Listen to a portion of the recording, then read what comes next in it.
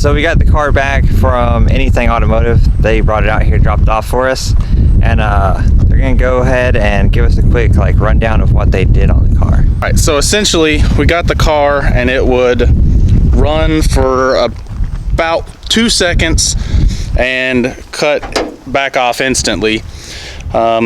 So we pull the dash harness and engine harness out of the donor CRV and the Civic as well, and lay them both next to each other, trying to use the CRV harness to make everything work properly so it'll shift through the gears.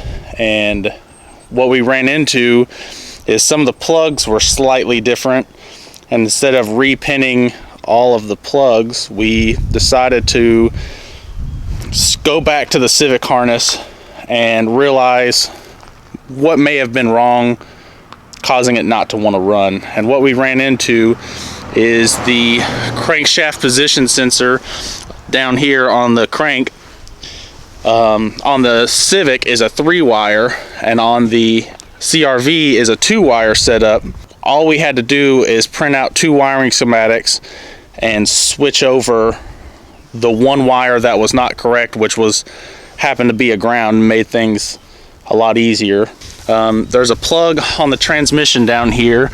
Right, let's see if we can get you to see it. We got it tucked down in here, right here. And that's off the CRV transmission. And it was kind of difficult to figure that one out. That's the main reason we had pulled both harnesses out, because of that plug. That's what controls your shift lockup, your gear selection, and all of that for the transmission. Well, what we ended up finding is the adapter harness from the Civic to the CRV ECU had that in it. Who would have thought that someone would have done their homework and made it to where you didn't have to swap plugs? So yeah, they got this thing knocked out. So big shout out to them. Anything Automotive. Where y'all at? We're in Whitwell, Tennessee. So if you are in the area, you need literally anything done to any car, hit them up. I'll put all their info down in the description and stuff. So again, big shout out to them. Thanks so much. So now we'll be able to get back working on the car and get this rear lift finished up, get those tires stopped looking like that, finish this thing up. Well, in the time that the Anything Automotive guys have had this car, we've had a decent bit of parts come in. Got them all up here in the shop. But all of these boxes right here are all for that car, and then some in the outside storage area as well. We've got the rest of the lift kit for the rear from HRG Off-Road. We've got the stuff to complete the all-wheel drive kit. We've got some stuff for the diff, and then we got a bunch of finishing stuff like bumpers and lights and radio and all that kind of stuff too.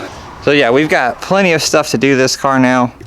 So y'all probably see a lot of that on the channel over the next few weeks, maybe even the next few months. But we'll still do events and stuff here and there. There's some more drift events, probably some more rallycross, maybe some autocross, and definitely some gamblers in between, working on this and stuff. And then, I've still got the EF to do. If anyone has an OEM gas tank in good shape, let me know. Definitely interested in that, as well as a maroon trunk lid. But anyways, this car is back and everything should be working like it should, so we'll be able to make some progress on this thing pretty soon. But I guess that's going to be all for this one. Just kind of a quick update. Thanks for watching. We'll see you next week, probably working on this thing. If you want to get caught up on this project, you can click right here. We got a whole playlist for it. And if you want to get caught up on the EF, you can click right here. We've got a playlist for it also. But yeah, we'll see you next week for another one.